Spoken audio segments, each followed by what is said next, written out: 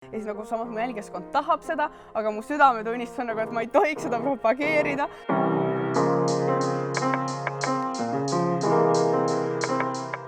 Hei, siin on Viki ja täna me räägime, kus jookseb sobiva ja ebasobiva sisu piir sotsiaalmeedias. Mul on külas Maria, kes on siis Tartu Ülikooli õppejõud ja annangi kohe sõna sulle, et milline on sinu kokkupuude kogu selle teemaga?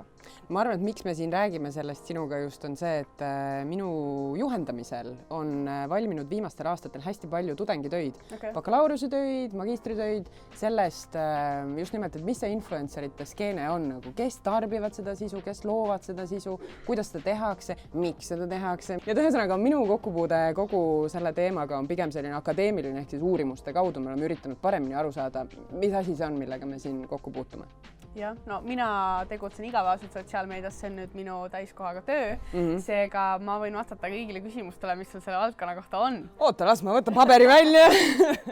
Tegelikult mul on küll sulle päris mitu küsimust. Et esiteks ma olen sageli mõelnud just sellele, et ma eeldan, et sulle tehakse päris palju koostööpakkumisi, mis siis on... See on see, millest ma elan. See on see, millest sa elad. Millele sa ei ütled? Millele sa joonelt ütled ei, see ei ole okei?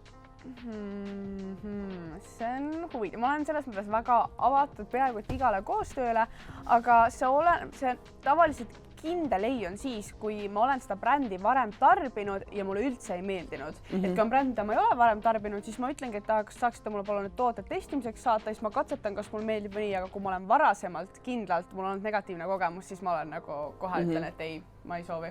Kui sulle midagi ei meeldi, kas sa siis ütled nagu ausalt välja oma sisus ka seda, et kuulge seda ei maksa? Ei. See on selles, et tavaliselt sa ei tohi seda öelda, sest sul on lepingud ja seal on öeldud, et sa võid ainult positiivseid asju öelda, aga enamasti, kui ma teen koostööd, siis nagu 80% on ikkagi see, et ma olen varem seda toodet nagu tarbinud või katsetanud enne, kui ma sellest üldse mingi sisu teen, seega ma tean kindlalt, et mulle meeldib. On olnud üksikud korrad, kus mul ei ole olnud võimalik seda teha ja kohe lähebki nagu shoot'iks ja siis sa kohe teed ja siis isegi, kui sa ei ole fänn, sul ei jää midagi muud üle, kui sa pead ütlema, et sulle meeldib see, sest nagu asi on juba nii kaugele läinud, aga ma nüüd väga üritan seda vältida, sest et mõnest üksikust korrast, kus on nii juhtunud, mul on väga suured süümepiinad ja mind ennast häirib see lihtsalt tohutult. Et sul tekib nagu sisemine konflikt, ma ennast maha müünud. Jaa, täpselt. Aga õnneks need on niisugused hästi lühikesed projektid, mis nagu kohe kaovad ära, et see ei ole nii, et kuskil pikalt kogu aeg ma näeks seda igapäevaselt. Aga kui sa mõtled nagu teiste inimeste peale, keda sa oled ka näinud sisuloojatena ükskõik mis platvormil, kui palju sa arvad, et on sellist, et tegelikult ei ole toode väga hea, tegelikult mulle see ei meeldinud, aga hea küll nagu selle toote nimel või selle raha nimel või mille iganes nimel, ma nagu ütlen, et see oli okei. Ma arvan, et 50-50. Mul on tunne, et kui sa oled pigem väike sisulooja, siis sa võtad nagu kõik vastu, sest see on nii uus sinu jaoks, sa oled mingi, ma saan mingi tasuta asju, ma olen nagu kõigeks valmis, sa tahad seda enda karjääriks saada, sa arvad, et see on õige tee, mis tegelikult see ei ole üldse. Ja kui sa oled juba suur sisulooja, siis on see, et sa oled nii kaua selles valdkonnas tegutsenud, et sa juba tead neid põhimõtted ja sa ei taha niisama oma brändi nagu solkida, ehk sa valid juba palju nagu rangemalt. Aga näiteks ütleme, et sulle tuleks koostööpakkumisega, ma ei tea, kiirlaenufirma. Kas sa võtaks vastu? No ma ei ole selle peale mõelnud, aga kui on sellised keerulisemad teemad, siis ma tihtipeale pöördun enda vanemate või just eeskätt isa poole, kes nagu tegutseb ettevõtlusalal ja tal on endal nii palju kogemust, siis ma küsiksin tema arvamust, ma arvan. Ja see oleneb ka sellest, et kuidas see koostöö välja näeb, et kas ma pean seda enda kanalil reklaamima või ma olen hoopis reklaami nagu neile, et sellest sõltub ka. Aga näiteks ütleme, et tuleks ma ei tea, mingi e-sigarettide tootja. Oi, kindlasti. Sest ma olen see, et ma ise ei ole ühtegi mingit narkootikumi kunagi tarbinud. Ma ei tarbi absoluutselt alkoholi, ma olen karsklane, seega nagu mingi selliste brändidega ma ei teeks ka kindlasti koostööd. Aga ma just mõtlen, et nagu kui selline tavaline inimene, kes vaatab ja tarbib sellist sisu, mida tänased uue meediastaarid toodavad, et mida ta peaks teadma selle kohta? Et kui me räägime sellest, et lapsed ja noored, kes on väga sageli hästi aktiivsed jälgijad, mis nad peaksid teadma selle kohta, et kuidas seda sisu vastu võtta, mis on seotud just selle rahaga?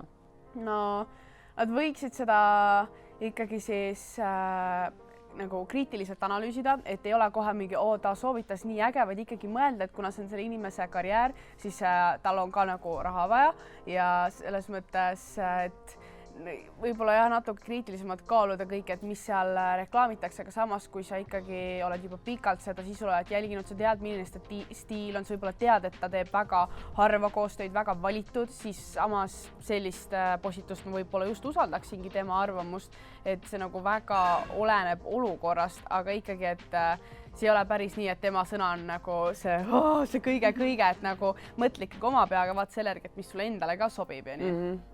Et ühesõnaga peaks ikkagi olema küll fänn, aga kriitiline fänn. Ja. Aga samas nagu toeta. Sellele postitusele pole kindlasti like, sest siis tal on need statistika kõrged ja saab oma raha kätte. Aga siin on nagu selline nagu suur probleem taga, et kas siis tõesti ongi kõik müügiks, et noh, et kui ma olen tõeline fänn, kui ma olen sinu fänn, et siis isegi kui ma mõtlen, miks sa nii tegid, siis ma ikka pean sind toetama. Ja no selles, kui sul on täiesti sinule vastu, siis ma arvan mitte, aga ma arvan, et enamik ikkagi üritab teha koostööd pigem nendega, keda ta ise jälgib ja ma tahan ka nüüd aina rohkem valida asju, millel on võib-olla isegi mingi sügavam sõnum või näiteks meeldibki mingitel teatud teemadel just ka sõna võtta, mis ma tunnen, et on minu jaoks olulised, sest et ma olen ise ettevõtlusega palju kokku puutunud ja mulle meeldib selle teemaseid just üritusi tohutult kajastada või neid programme noortele soovitada, sest ma arvan, et need on lihtsalt neile nii kasulikud või ma olen ise neid läbinud ja sealt nii palju õppinud. Seega see jah, nii oleneb asjast, et nagu ma arvan, see on juba päris suur erinevus, kas see toode või teenus. Et sa oled nagu selline missiooni peale üle läinud, on ju? No mitte nüüd täielikult, aga nagu ma üritan sinnapoole liikuda.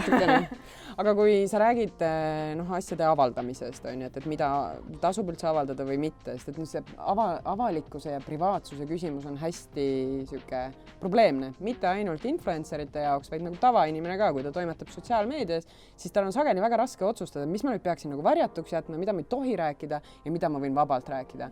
Kus jookseb sinu piir selles osas, et seda ma ei avalda kellelegi?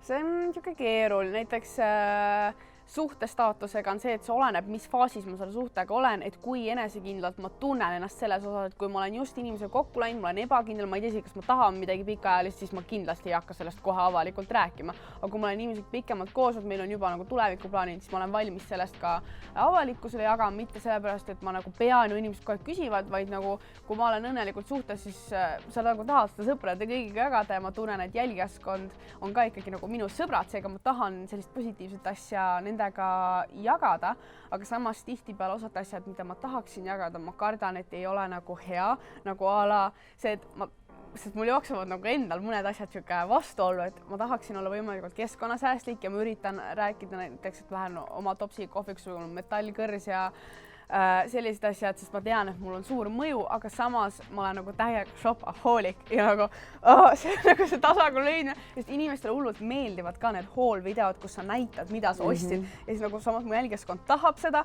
aga mu südametunnistus on nagu, et ma ei tohiks seda propageerida ja siis nagu need piir on ülikeeruline, mingid asjad on samas ka nagu näiteks vanemad paika pandud, et nad ei taha, et mingi pereasju ma avalikult räägiks või paneks, eriti perepilte ei tohi panna ja see jah, oleneb teemast nagu. Nagu teiste inimeste privaatsus paistab olevat siin ka oluline, et pere ja... No kindlasti, ja kui ma midagi sellist tahaksin üles panna, siis mul peab olema kinnitus, et ongi kaaslaselt kinnitus, et ma olen nõus avalikuks minema või sõpradelt, et kui ma neid kuskil videos näitan, siis ma ikkagi saadan tihtipeale selle ülevaatuseks, et neil on okei, et siuksed kohad lähevad sisse. Kas see võiks olla selline tavapraktika ka tavaliste sotsiaalmeedia kasutajate puhul, et kui sinu materjalis on mingisugune kas viide kellelegi teisele või ta on ise oma näoga seal, et siis sa peaksid enne selle nagu ära kuidagi laskma tal, et sellega ma arvan, see oleneb, sest sõpradega on tavaliselt see, et kui nad juba sel ajal, kui ma filmin, on minu kõrval, siis nad on enamasti mul juba andnud nõusoleku, et see on okei, et ma ei pea isegi üle vaatama, et kui ma olin nõus olema siin klipis, siis nagu tee, mis tahad, aga kui on just võib-olla selline koostöö või ongi mõni täiskasvanud inimene, siis nemad on nagu natuke kriitilisemad, ongi keegi, kes ei ole muidu võib-olla harjunud kaamera ees olema, siis koostöövideod tuleb nagunii tavaliselt ülevaatuseks saata, et see taaskord oleneb olukorrast.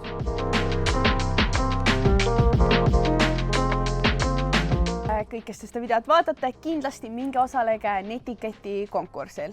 Tšau!